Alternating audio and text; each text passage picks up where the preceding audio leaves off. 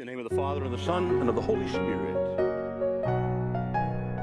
Em nome do Padre, del Hijo e del Espírito Santo. Em nome do Pai, e do Filho, e do Espírito Santo. 因父及子及圣神之名。 성부와 성자와 성령의 이름으로 아멘. Dalam nama Bapa dan Putera dan Roh Kudus. പിതാവിന്റെയും പുത്രന്റെയും പരിശുദ്ധാത്മാവിന്റെയും നാമത്തിൽ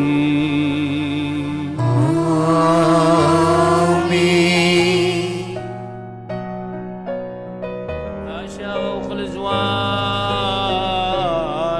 والعالم عالمين. ويبارك جمالنا Filii et Spiritus Sancti. e Figlio e En Spirito nombre Santo. del Padre y del Hijo y del Espíritu Santo. Domine Patris et Filii et Spiritus Sancti. In the name of the Father, and of the Son, and of the Holy Spirit. Hierarchus and Vegox and Spirit. In the name of the Father, and of the Son, and of the Holy Spirit. Dalam nama Bapa, dan Anak, dan Roh Kudus. เดชะพระนามพระบิดาและพระบุตรและพระจิต Sa ngalan ng Ama, ng Anak at ng Espiritu Santo. Father, and of the Son, and of the Holy Spirit. Cha và con và Thánh Thần. ခမီးတော်တာတော်တရှင်တော်ဝိညာဉ်တော်၏နမတော်မြတ်၌ 父と子と聖霊の皆によって、 पिता और पुत्र और पवित्र आत्मा नामे बाप और बेटे और रूह कुदस के नाम से શાલોમ, પ્રેઝ ધ લોર્ડ.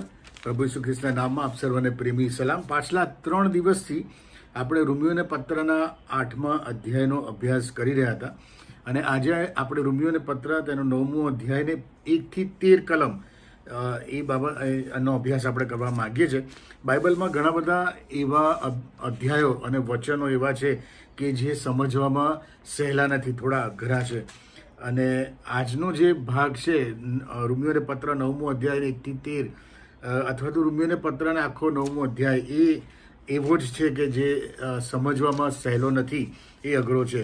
હવે અહીંયા પહેલી જે કલમ છે એમાં પાઉલ પોતાના વિશે 3 બાબતો ખાતરીપૂર્વક કહે છે. પહેલી બાબત તો પહેલી કલમમાં એ પ્રમાણે કહે છે, હું ખ્રિસ્તમાં સત્ય બોલું છું.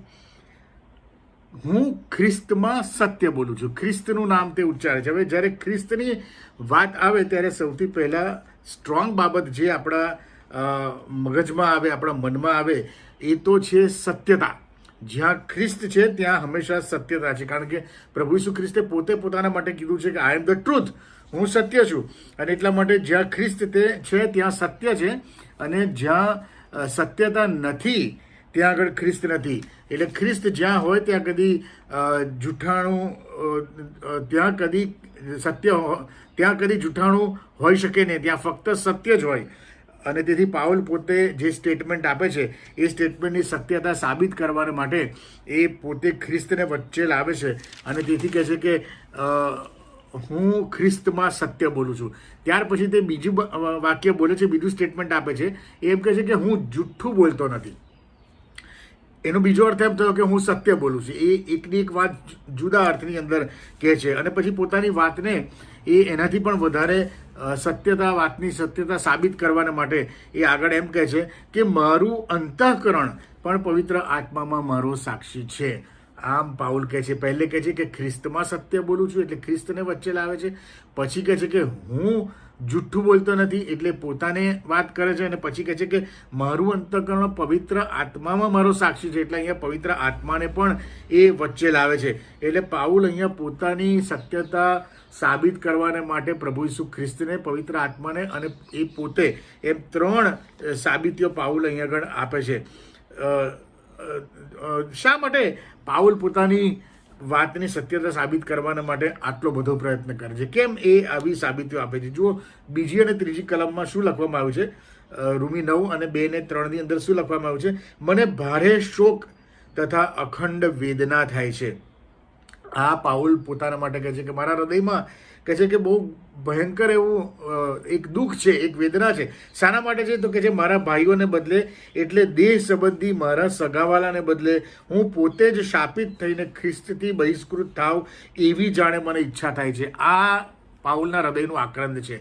મારા ભાઈઓ કે છે નાશમાં જાય એના કરતાં કહે છે કે હું એમના બદલે જો બહિષ્કૃત થઈ શકું એવી મારા હૃદયની અંદર ઈચ્છા છે કે છે, એવી મને વેદના થાય છે. અને એ હું સાચું બોલું છું કે છે, હું જૂઠું નથી બોલતો, હું ખ્રિસ્તમાં સાચું બોલું છું કે હું પવિત્ર આત્મામાં મારું અંતઃકરણ કે છે સાક્ષી પૂરે છે કે મારા હૃદયમાં આટલી વેદના છે કે છે એમ.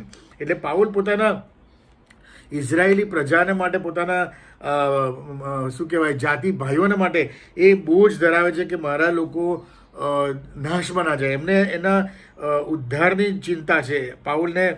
પાઉલને જે પોતે મળ્યું હતું, ઈસુ ખ્રિસ્તમાં મળતો ઉદ્ધાર, પાપોની માફી અને આશીર્વાદ એ ઇઝરાયેલી લોકોને મળે, એના જાતિ ભાઈઓને મળે એવો એનો પોતાનું બહુ હૃદયની ઈચ્છા છે અંદરથી. કારણ કે આ લોકો જે છે, ઇઝરાયેલી લોકો જે છે એ વિધિઓ અને ક્રિયાકાંડોમાં જ પચ્યા રહેતા હતા અને એમાં જ ઇન્વોલ્વ રહેતા હતા. પણ કૃપા દ્વારા વિશ્વાસથી તારણ મળે છે એવી બાબતો ઉપર તેઓ બિલકુલ બેધ્યાન હતા. અને તેથી પાઉલ ખૂબ જ બોજા સાથે કહે છે કે હું સત્ય બોલું છું, ખ્રિસ્તમાં સત્ય બોલું છું, હું જૂઠું બોલતો નથી. અને મારું અંતઃકરણ પવિત્ર આત્મામાં સાક્ષી છે કે મારા લોક જરા પણ સમજતા નથી. અને તેથી પ્રભુ એમને માફ કરે અને એમના બદલે હું બહિષ્કૃત થાઉં અને પ્રભુ એમને ઉદ્ધાર અને પાપોની માફી આપે એવી કહે છે કે મારી અદમ્ય ઈચ્છા છે. આમ પાઉલ કહે છે પોતાના જાતિ ભાઈઓને માટે, એમના ઉદ્ધારને માટે પાઉલ પોતે પોતાની જાતને હોમી દેવાના માટે તૈયાર છે. એટલે એ સેક્રિફાઈસ આપે છે અહીંયા આગળ પાઉલ પોતાના જાતિ ભાઈઓને માટે. આપણા ભાઈઓને માટે, આપણા સમાજને માટે અથવા તો આપણી મંડળીઓને માટે આપણે શું કરીએ છીએ? એક ખ્રિસ્તી વ્યક્તિ તરીકે અથવા મંડળીના સભ્ય તરીકે અથવા કુટુંબના સભ્ય તરીકે આપણે આપણા કુટુંબને માટે, મંડળીને માટે શું કરીએ છીએ? આપણે કોઈ પણ પ્રકારનો ભોગ આપવાને માટે એમની માટે તૈયાર હોઈએ છીએ. આપણે ઈશ્વરના બાળકો તરીકે કે પ્રભુના સેવકો તરીકે કે મંડળીના ઘેટા બાળકો તરીકે આપણે આપણા સમાજને માટે શું કરીએ છીએ? આપણે આપણી મંડળીને માટે શું કરીએ છીએ? આપણે ભોગ આપવાને માટે તૈયાર છે કે આપણે ભોગ લઈએ છીએ? આપણા સ્વાર્થને માટે આપણે આપણી મંડળીને ઘણી વખત કેટલું બધું મોટું નુકસાન પહોંચાડે છે. જ્યારે તમે મંડળીમાં સેવક છો, જ્યારે તમે મંડળીમાં કોઈ પણ ક્ષેત્રમાં કામ કરી રહ્યા છો, તમે એમ કહો છો કે હું આ મંડળીમાં, સમાજમાં હું આ કામ કરું છું, તમે વિચારો કે તમારા એ કામથી, તમારી એ વલણથી, તમારી એ વૃત્તિથી, તમારી એ મેન્ટાલિટીથી તમે જે રીતે મંડળીમાં એવું બતાવો છો કે હું ઈશ્વરનું કામ કરું છું, એ કામ કરવાથી તમે પ્રભુને વચમાં રાખીને પાઉલ જેમ કહે છે કે હું સત્ય બોલું છું, ખ્રિસ્તમાં સત્ય બોલું છું, હું જુઠ્ઠું બોલતો નથી અને મારું અંતઃકરણ પવિત્ર આત્મામાં મારું સાક્ષી છે. આ ત્રણેય બાબતો તમે રાખીને, સાક્ષી રાખીને તમે કહો કે તમે જે મંડળીની અંદર, જે સમાજની અંદર તમે કામ કરી રહ્યા છો એમાં તમારા કાર્યથી, તમારી વૃત્તિથી ને તમારા એક્ટથી મંડળીને નુકસાન થાય છે કે મંડળીને ફાયદો થાય છે? તમે શું કરો છો? તમે પાઉલને અહીંયા એના જાતિ ભાઈઓ પ્રત્યે એટલું બધું દુઃખ થાય છે કે એ પોતે બહિષ્કૃત થવા તૈયાર થઈ જાય છે. આપણે આપણા જાતિ ભાઈઓને માટે એવું દુઃખ થાય છે કે આપણે આપણા જાતિ ભાઈઓને દુઃખી જ કરીએ છીએ. એનીવેઝ, આ એક વિચારવાની બાબત છે ને પ્રભુ કદાચ નહીં પણ પ્રભુ ચોક્કસ આપણી પાસે એનો જવાબ માંગશે. હવે આગળની 4th કલમમાં શું કહે છે? પાઉલ કહે છે કે તેઓ ઇસરાયેલીઓ છે, આ ઇસરાયેલ પ્રજાની વાત કરી રહ્યો છે, અને દત્તક પુત્રપણું, મહિમા, કરારો, નિયમશાસ્ત્ર, દાન, ભજન ક્રિયા તથા વચનો તેઓના જ છે. ધર્મપિતૃઓ પણ તેઓના છે અને ખ્રિસ્ત દેહ પ્રમાણે તેઓ માનો છે. તે સર્વકાળ સર્વોપરી સ્તુત્ય દેવ છે. આમીન. પાઉલ શા માટે કહે છે કે દત્તક પુત્રપણું, કરારો, નિયમો, ભજન ક્રિયા, વચનો વગેરે બાબતો તેઓના છે? પાઉલ એવું કહે છે કે ઈસુ ખ્રિસ્ત પણ દેહ પ્રમાણે તેઓનો છે. કારણ કે એ ઇઝરાયેલી પ્રજા છે, દેવની પસંદ કરાયેલી પ્રજા છે અને પાઉલને ખબર છે અને એટલા માટે આ બધી બાબતો ઈશ્વરે એમના હાથમાં કરી છે.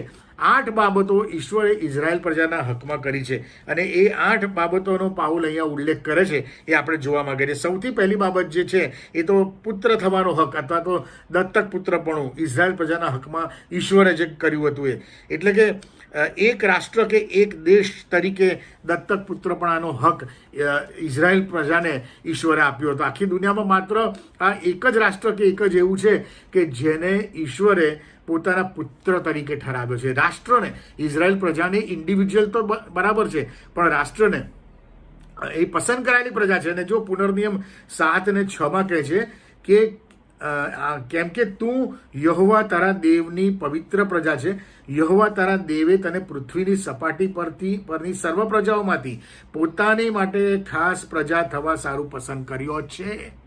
એવું કે છે ઇઝરાયલ દેશને કહે છે કે મેં તને મારી પોતાની પ્રજા થવા સારું, ખાસ પ્રજા થવા સારું મેં તને પસંદ કર્યો છે કે છે, બરાબર. અને એટલે નિર્ગમન 4 ને 22 સ્પષ્ટપણે કે છે મૂસાની સાથે જ્યારે યહોવા બાપ વાત કરતા હતા ત્યારે ઈશ્વર પોતે મૂસાને આ પ્રમાણે કહે છે. નિર્ગમન 4 ને 22 કહે છે, અને તું ફારૂનને કહે, મૂસાને કહે છે યહોવા બાપ, અને તું ફારૂનને કહે કે યહોવા એમ કહે છે કે ઇઝરાયલ મારો પુત્ર એટલે કે જ્યેષ્ઠ પુત્ર છે, મોટો પુત્ર છે, મોટો દીકરો છે. આવું કહે છે કે ઇઝરાયલને માટે તું ફારૂનને કહે. એટલે દત્તક પુત્રપણું આ પુત્રપણું જે છે એ યહોવા બાપે ઇઝરાયલ પ્રજાને કોઈ પણ જાતનું મહેનત કર્યા વગર એ ગિફ્ટ તરીકે એને આપી દીધું છે. અને એટલે એને જ્યેષ્ઠ પહેલો પુત્ર ગણવા છે. તો બીજા પુત્રો કોણ? તો બીજા પુત્રો જે છે એ જેન્ટાઇલ્સ, જે આપણે બધા છે, કે આપણને પણ કીધું છે કે જેઓ તેના નામથી દોરાય છે એટલાને તેણે પોતાના પુત્ર થવાનો અધિકાર આપ્યો છે. દત્તક પુત્રપણું એટલે આપણે નાના પુત્રો છે અને આ ઇઝરાયલ પ્રજા છે એને કહે છે જ્યેષ્ઠ પુત્ર તરીકે ગણવામાં આવે છે. આપણે આગળ આ બધી બાબતો આપણે જોવાના છે. એટલે ઇઝરાયલ પ્રજાના હકમાં ઈશ્વરે પહેલી બાબત જે કરી, જે આશીર્વાદિત કર્યું એ તો કે છે અહીંયા આપણે આગળ જોયું કે દત્તક પુત્રપણું અને નિયમશાસ્ત્ર અને કરારોને બધું તારું છે એવું પાઉલ કહે છે. એટલે અહીંયા આ બાબતે ઇઝરાયલ પ્રજાના હકમાં ઈશ્વરે તેને દત્તક પુત્ર સાબિત કર્યો. હવે બીજી બાબત, ગ્લોરી, મહિમા. ઇઝરાયલ પ્રજાના હકમાં ઈશ્વર તેનો મહિમા પ્રગટ કરતો હતો અને એ સમયમાં એટલે કે જૂના સમયની અંદર, જૂના કરારના સમયમાં ઈશ્વરની હાજરીનો મહિમા, ઈશ્વરની પ્રત્યક્ષ હાજરીનો મહિમા ત્યાં આગળ રહેતો હતો. નિર્ગમન 40 અને 35 લખ્યું છે કે અને મૂસા મુલાકાત મંડપમાં બેસી શક્યો નહીં કેમ કે મેઘ તેના ઉપર સ્થિર રહ્યો હતો અને તંબુ યહોવાના ગૌરવથી ભરપૂર હતો, મહિમાથી. યહોવા બાપ એ સમયની અંદર સાક્ષાત જાણે એમની હાજરી રહેતી હતી અને કહે છે કે આખો તંબુ તેના મહિમાથી, એ ગૌરવથી કહે છે ભરપૂર થઈ ગયો. ઇઝરાયલના હકની અંદર ઈશ્વર પોતાની હાજરીનો મહિમા સાક્ષાત રીતે પ્રગટ કરતા હતા. બાઇબલમાં આવા તો કેટલાય દાખલાઓ છે કે ઇઝરાયલ પ્રજાને ઘણી બધી વખત ઈશ્વરની દ્રશ્ય હાજરીનો મહિમા ઇઝરાયલ પ્રજાએ જોયો છે. પણ હવેના સમયની અંદર આ દુનિયા ઉપર જીવંત ઈશ્વરની દ્રશ્ય હાજરી, જેમ એ સમયમાં ઈશ્વર જાણે કે સાક્ષાત આવી જતા હતા એવી દ્રશ્ય હાજરી જોવા મળતી નથી. મૂસાને પેલા બળતા ઝાડવામાં પણ એ દ્રશ્ય હાજરી જોવા મળે છે. મૂસાને પર્વત ઉપર કહે છે કે ઈશ્વરની જાણે કે પીઠ દેખાતી હોય એ રીતે દ્રશ્ય હાજરી જોવા મળે છે. એવી આ સમયમાં નથી આવતી, જોવા મળતી. પરંતુ ઈશ્વરની જે અદ્રશ્ય હાજરી છે એ અત્યારના આ સમયની અંદર પવિત્ર આત્મા દ્વારા ઈશ્વર આપણી આગળ પ્રગટ કરે છે. ચોક્કસ આપણે એનો અનુભવ કરી શકીએ છીએ. પણ હવે એ જે મહિમા હતો, પાઉલ કહે છે કે દત્તક પુત્રપણું તમારું છે, મહિમા તમારો છે. તો કયો મહિમા? તો કહે છે કે ઈશ્વરની દ્રશ્ય હાજરીનો મહિમા એ ઈશ્વર ઇઝરાયલ પ્રજાને એ સમયમાં આપતો હતો, પછી એણે કોઈને નથી આપ્યો એવો મહિમા. હવે ત્રીજી બાબત જે કહે છે કરારો, એટલે કે કરાર, કોવિનન્ટ, બરાબર. એક ઈશ્વર એક કોન્ટ્રાક્ટ કરતા હતા. ઈશ્વર સામે ચાલીને ઇઝરાયલ પ્રજાની સાથે કેટલા બધા કરાર તેણે કર્યા હતા. ઇઝરાયલ પ્રજાના હકમાં એ કરારો ઈશ્વર પરિપૂર્ણ પણ કરતા હતા. દાખલા તરીકે યહૂદી પ્રજાને ઈશ્વરે કહ્યું હતું કે હું સર્વ પ્રજામાં તને આશીર્વાદિત કરીશ, અને ઈશ્વરે એ પ્રમાણે યહૂદી પ્રજાને સર્વ પ્રજામાં આશીર્વાદિત કરી. એ ઉપરાંત દાઉદ રાજાને પણ ઈશ્વરે કહ્યું હતું કે તારા વંશમાંથી એક ઉદ્ધારનાર એટલે મસીહ જન્મ લેશે. આ એક કરાર હતો અને એ કરાર પણ પરિપૂર્ણ થયો. આવા તો ઘણા બધા દાખલાઓ આપણને બાઇબલની અંદર જૂના કરારમાં જોવા મળે છે કે જેમાં ઈશ્વરે ઇઝરાયલ પ્રજાના હકમાં કરેલા પોતાના કરારો એ પરિપૂર્ણ કર્યા છે. એટલે પાઉલ અહીંયા આગળ કહે છે કે કરારો પણ તમારા છે, કરાર તમારા છે, કોવિનન્ટ તમારા છે. ચોથી બાબત કે છે નિયમશાસ્ત્રનું દાન અથવા તો નિયમો. આખા જગતની અંદર ઈશ્વરે સૌથી પ્રથમ જ્યારે નિયમશાસ્ત્ર આપ્યું હતું ઇઝરાયલ પ્રજાને આપ્યું હતું. મૂસાના નિયમો આપણે જાણીએ છીએ, 10 આજ્ઞાઓ આપણે જાણીએ છીએ કે ઈશ્વરે તે નિયમો આપ્યા હતા. અને એટલા માટે નિર્ગમન 19:5 ઈશ્વર ઇઝરાયલ પ્રજાને આ પ્રમાણે કહ્યું હતું કે હવે જો તમે મારું કહેવું માનશો અને મારો કરાર પાળશો, એટલે કે મારા નિયમો પાળશો, તો તમે સર્વ લોકોમાંથી મારું ખાસ ધન થશો. બરાબર? એટલે ઈશ્વરે એનું કહેવું માનવું ને ઈશ્વરના કરારો પાડવા એટલે કે ઈશ્વરના નિયમો પાડવા. આમ ઈશ્વરે પોતે જ ઇઝરાયલ પ્રજાને નિયમશાસ્ત્ર રૂપી દાન આપ્યું હતું. અને એ પછી એ આપણને મળ્યું. ઇઝરાયલ પ્રજામાંથી જે નિયમશાસ્ત્રનું દાન આપણને એ મળ્યું, એ નિયમો આપણને મળ્યા. ઈશ્વરે મેથોડિસ્ટ મંડળી કે CNI મંડળી કે એવી બધી મંડળીઓને ડાયરેક્ટ નિયમો, જેમ અહીંયા મૂસાને ડાયરેક્ટ આપ્યું હતું, એવું નથી આપ્યું.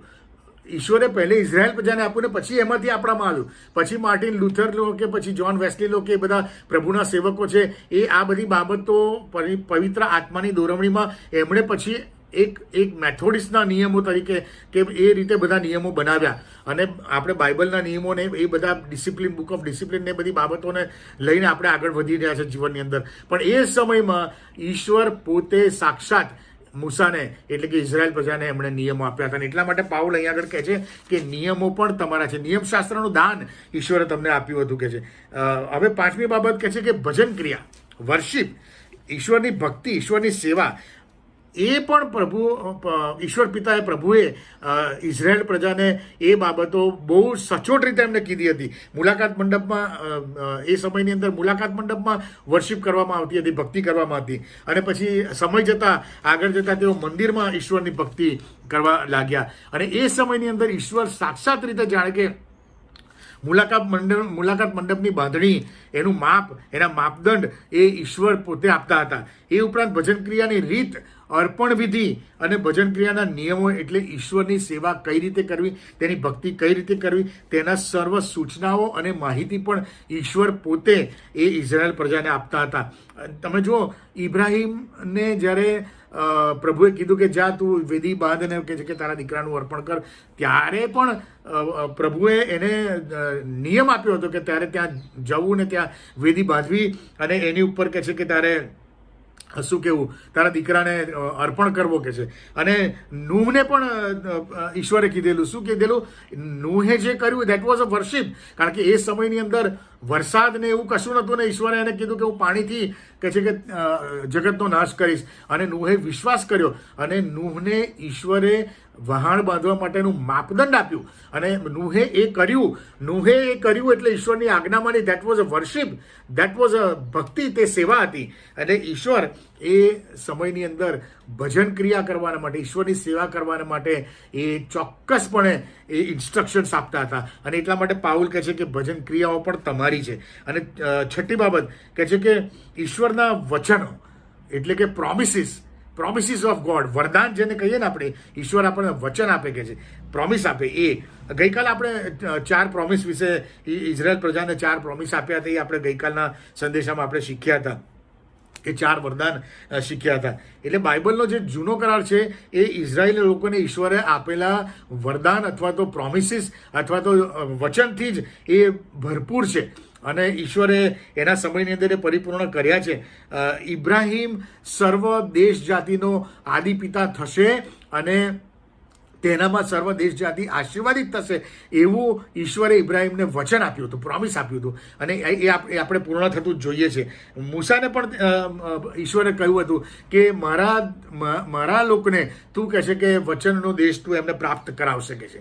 એ વચન આપ્યું હતું અને એ પણ પૂર્ણ થયું. એવી ઘણા બધા જૂના કરારની અંદર ઈશ્વરે સાક્ષાત રીતે, પ્રત્યક્ષ રીતે ઇઝરાયલ પ્રજાને વચનો આપ્યા હતા અને પરિપૂર્ણ થયા. અને એટલા માટે પાઉલ અહીંયા આગળ કહે છે કે વચનો પણ તમારા છે. અને 7મી બાબત કહે છે ધર્મપિતૃઓ અથવા પિતૃઓ પણ તમારા છે, એવું પાઉલ અહીંયા આગળ કહે છે. ઇઝરાયલ પ્રજાના મુખ્ય 3 પિતૃઓ આપણને જોવા મળે છે. ને એ તો ઇબ્રાહિમ, ઈસાક અને યાકૂબ.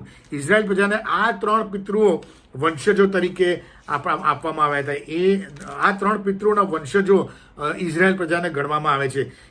ઇબ્રાહિમને 2 પુત્રો હતા. એક તો સારાના પેટે જન્મેલો ઈસાક અને દાસી હાગારના પેટે જન્મેલો ઇસ્માઇલ. પરંતુ ઉત્પત્તિ 21 અને 12માં ઈશ્વરે ઇબ્રાહિમને કહ્યું કે ઈસહાકથી તારું સંતાન ગણાશે. તમે જો આપણે હમણાં વાંચતા નથી, પણ આ રોમિયોને પત્ર 9મો અધ્યાય 6 થી 9 કલમ તમે વાંચશો તો એમાં ઇઝરાયલ પુત્રો કોને ગણાયા છે? ઇસ્માઇલના પુત્રોને પ્રભુએ પોતાના બાળકો તરીકે વંશજ તરીકે ગણ્યા નથી. અને ઈસાકના પુત્રોને ઈશ્વરે ઈસાક અને યાકૂબના વંશજો તરીકે ઇબ્રાહિમના પુત્રો ઈસાક અને યાકૂબ અને એનાથી આગળ જે વેલો જાય એના વંશજો ઈશ્વરે માન્ય કર્યા છે. અને એ માટે પિતૃઓ પણ ઇબ્રાહિમ, ઈસાક અને યાકૂબ કહેવાયા, કે જે બાઇબલ પ્રમાણે ઇઝરાયલ પ્રજામાંથી લેવામાં આવ્યા હતા. અને તેથી રોમી 9:5માં આ પ્રમાણે લખવામાં આવ્યું છે કે ધર્મપિતૃઓ પણ તેઓના છે, એટલે કે ઇઝરાયલ લોકોના છે. એમાંથી જે ધર્મપિતૃઓ એટલે કે પિતૃઓ ઊભા થાય એમાંથી જ આખી દેશની વંશાવળી કહે છે કે ફેલાશે. અને 8મી અને છેલ્લી બાબત જે છે એ તો છે ખ્રિસ્ત દેહ પ્રમાણે તેઓમાંનો છે. ઇઝરાયલ પ્રજામાંથી, યહૂદીમાંથી ખ્રિસ્ત આવ્યો. એ કહે છે કે ખ્રિસ્ત પણ ઇઝરાયલીઓમાંથી આવ્યો. એનો અર્થ એમ થયો કે પ્રભુ ઈસુ ખ્રિસ્ત પોતે, એટલે કે આ વિશ્વનો તારનાર અને મસીહા, જે માનવ દેહે આખા જગતના પાપને હરણ કરવા માટે જેણે જન્મ લીધો, એ યહૂદી કુટુંબમાં, યહૂદી કોમમાં, ઇઝરાયલના કુળમાં એણે જન્મ લીધો. અને એ દેવનું હલવાન, સૃષ્ટિનો તારણહાર અને આખા જગતને પાપથી છોડાવનાર મુક્તિદાતા પોતે યહૂદિયા પ્રાંતના બેથલેહેમ ગામમાં, એટલે કે ઇઝરાયલ પ્રાંતમાં એ જન્મ લીધો હતો. એટલે કે તે પોતે યહૂદી હતા, તે પોતે ઇઝરાયલીઓમાંના જ હતા. અને તેથી પાઉલ અહીં કહે છે કે ખ્રિસ્ત દેહ પ્રમાણે તેમાંનો જ છે, એટલે ઇઝરાયલીઓનો જ છે. આમ 8 બાબતો ઇઝરાયલના હકમાં ઈશ્વર તરફથી કરવામાં આવી હતી. અને છતાં પાઉલને પોતાના લોકને માટે, એટલે કે ઇઝરાયલ ભાઈઓને માટે હૃદયમાં એક પ્રકારનો ડર છે, એક બીક છે, એક વેદના છે કે ખ્રિસ્તમાં એ લોકો કહે છે કે બહિષ્કૃત ના થઈ જાય, એમનો નકાર ના થઈ જાય. કારણ કે એ લોકો નિયમશાસ્ત્રને જ વળગી રહે છે, એ લોકો વિધિઓને વળગી રહે છે. પણ ખ્રિસ્ત ઉપરના વિશ્વાસ દ્વારા મુક્તિ મળે છે, પાપોની માફી મળે છે, તારણ મળે છે. એ બાબતથી તેઓ બેધ્યાન રહે છે. અને એટલા માટે પાઉલ અહીંયા પોતાનું દુઃખ વ્યક્ત કરે છે કે આ લોકો કહે છે કે નાશમાં ના જાય. અને પાઉલ અહીંયા આગળ કહે છે, આગળની કલમમાં કહે છે, ઈશ્વરનું વચન, ઈશ્વરની વાત કે છે અહીંયા વ્યર્થ ગઈ નથી, પણ પ્રજા તરીકે, યહૂદી પ્રજા કે ઇઝરાયેલી પ્રજા ઈશ્વરના લોક તરીકે જીવન જીવવામાં નિષ્ફળ ગયા છે. આ પાઉલનું અહીંયા કંઈ કહેવું છે કે પ્રભુની વાત વ્યર્થ નથી ગઈ. પ્રભુએ તો ઇઝરાયલ પ્રજાના હકમાં આટલી બધી બાબતો કરી. એમને કહે છે કે પોતાના હાજરીનો મહિમા બતાવ્યો, એમને વચનો આપ્યા, પ્રોમિસીસ આપ્યા, નિયમશાસ્ત્ર આપ્યું, પિતૃઓ પણ તેમના આપ્યા, અને જગતનો તારનાર પ્રભુ ઈસુ ખ્રિસ્ત પણ તેમની પ્રજામાંથી ઉત્પન્ન થયો. અને છતાં પણ ઇઝરાયલ પ્રજા કહે છે કે બેધ્યાન રહી. કહે છે પણ કહે છે કે કેમ બેધ્યાન રહી? તો કહે છે કે તેઓ ઈશ્વરના લોક તરીકે જીવવામાં તેઓ નિષ્ફળ રહ્યા. અને તેથી રોમી 3માં પાઉલ કહે છે કે યાકૂબના વંશજો તરીકે, એટલે કે ઇઝરાયલ પ્રજા તરીકે જન્મવું અને આત્મિક રીતે જન્મવું, એ બેમાં બહુ મોટો તફાવત છે. તમે રોમી 3 અને 23-31 તમે ઘરે વાંચજો તો તમને ખબર પડશે કે આત્મિક રીતે જન્મવું અને કોઈ વંશમાં જન્મી અને તારણ પામવું અથવા તો મોક્ષ પ્રાપ્ત કરવો, એ બંને બહુ જ અલગ બાબત છે, એ જુદી બાબત છે. પરંતુ પ્રભુ ઈસુ ખ્રિસ્ત પરના વિશ્વાસ, પ્રભુ ઈસુ ખ્રિસ્ત પર વિશ્વાસ કરનાર વ્યક્તિ જ ઈશ્વરનું સંતાન બની શકે છે. નહીં કે કોઈ કુટુંબમાં અથવા તો કોઈ વંશાવળીમાં જન્મ્યાથી તમે ઈશ્વરના બાળક કે ઈશ્વરની પ્રજા તરીકે તમે કહેવાઓ. અને તેથી યોહાન 1 અને 12માં બહુ જ સુંદર વાત, બહુ સ્પષ્ટપણે લખવામાં આવી છે અને કહે છે, પણ જેટલાએ તેનો અંગીકાર કર્યો એટલે જેટલા તેના નામ પર વિશ્વાસ કરે છે તેટલાને તેણે દેવના છોકરા થવાનો અધિકાર આપ્યો. ઈશ્વર પર વિશ્વાસ કરવો અને એનો અંગીકાર કરવો તો જ તમે દેવના છોકરા તરીકે એસ્ટાબ્લિશ થાવ છો.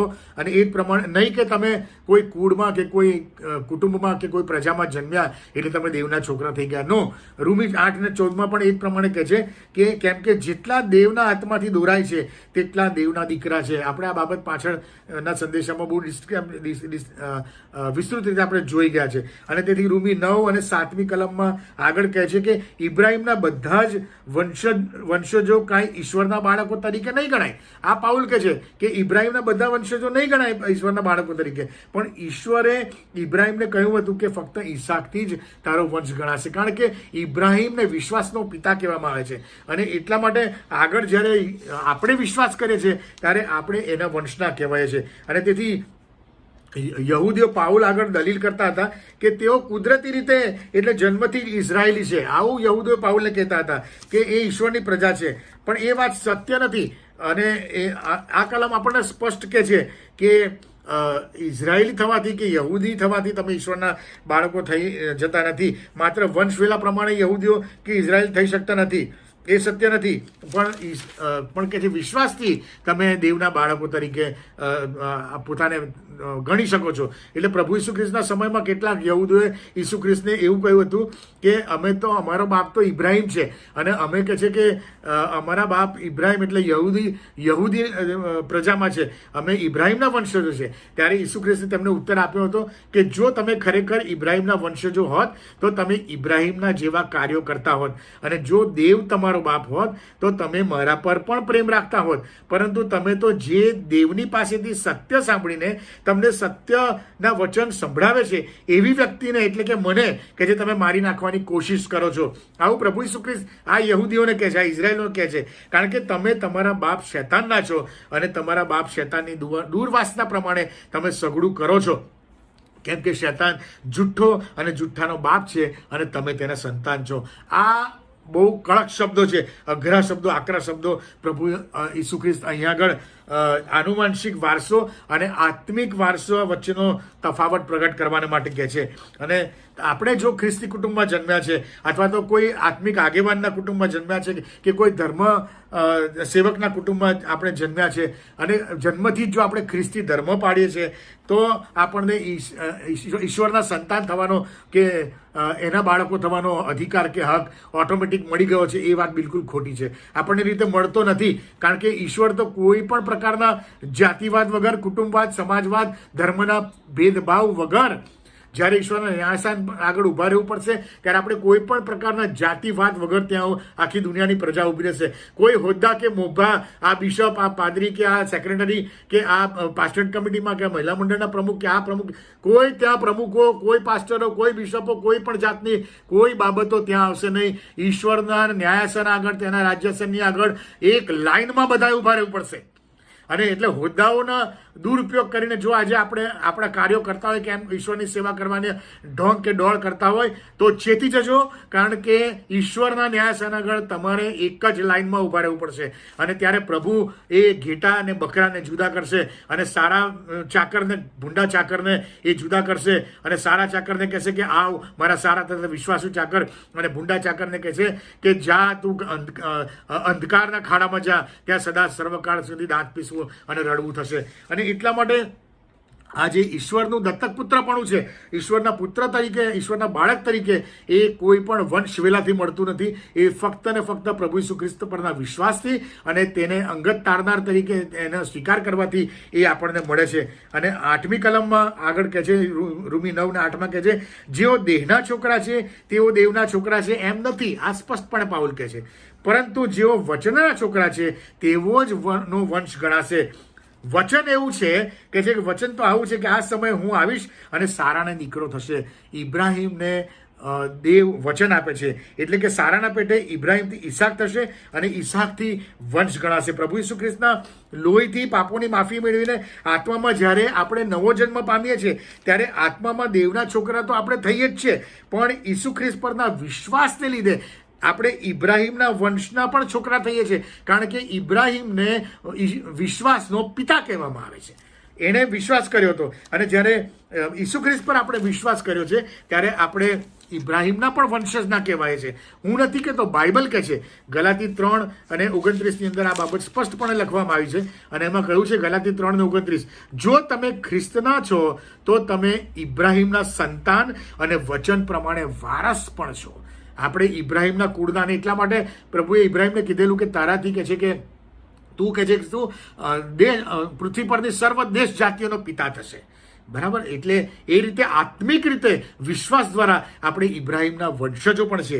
અને તેથી ઈસાકની જેમ આપણે પણ દેવના વચન પ્રમાણે, એટલે કે દેવના પ્રોમિસ પ્રમાણે આપણે પણ વારસ છે. અને ઈશ્વરે પ્રોમિસ શું આપ્યું હતું કે આપણને ઇબ્રાહિમને શું પ્રોમિસ આપ્યું હતું પહેલા ઈશ્વરે, કે તારાથી હું આખી દેશ જાતિ ઉત્પન્ન કરીશ, અને કહે છે કે સઘળા દેશના લોકોનો તું આદિપિતા કહેવાય. ઈશ્વરે આપણને શું વચન આપ્યું? ઇબ્રાહિમે વિશ્વાસ કર્યો અને આપણે વિશ્વાસ કર્યો, તો ઈશ્વરે આપણને પણ શું વચન આપ્યું છે? ઈશ્વરે આપણને એવું વચન આપ્યું છે કે જે કોઈ તેના પર વિશ્વાસ કરે તેનો નાશ નહીં થાય, પણ તે અનંત જીવન પામશે. આ દેવનું પ્રોમિસ છે. અને અનંત જીવન એટલે સદાકાળનું સ્વર્ગીય રાજ્ય, એ આપણને વચન આપ્યું છે કે વચનનો દેશ, આપણો વચનનો દેશ એ ઈશ્વરનું સ્વર્ગીય રાજ્ય છે. ફક્ત ઇઝરાયલ હોવાથી ઇઝરાયલીઓ, યહૂદીઓ ઈશ્વરના બાળકો કે વારસદાર થવાને અધિકારી નથી, એમ ફક્ત ખ્રિસ્તી હોવાથી અથવા તો ખ્રિસ્તી કુટુંબમાં જન્મ લેવાથી આપણને અનંત જીવન કે વચનનો દેશ એટલે કે સ્વર્ગીય રાજ્ય આપણને મળતું નથી. આ વાત પાઉલ સારી રીતે જાણતો હતો, અને તેથી એ કહે છે કે મને બહુ દુઃખ થાય છે મારા ભાઈઓને માટે, મને બહુ વેદના થાય છે, કે છે કારમી વેદના મારા અંતઃકરણની અંદર થાય છે. શું આજે આપણે દેહના વારસદાર છીએ કે વચનના વારસદાર છીએ? વાલાઓ, એ આપણે આજે વિચાર કરવાનો છે. સમય બહુ ઓછો છે. દુનિયાની અંદર બધી બાબતો અત્યારે બની રહી છે. ઈસુ ખ્રિસ્તનું આવવું, સેકન્ડ કમિંગ, રેપ્ચર બહુ નજીકમાં છે. પ્રભુ ક્યારે પણ આવી જશે.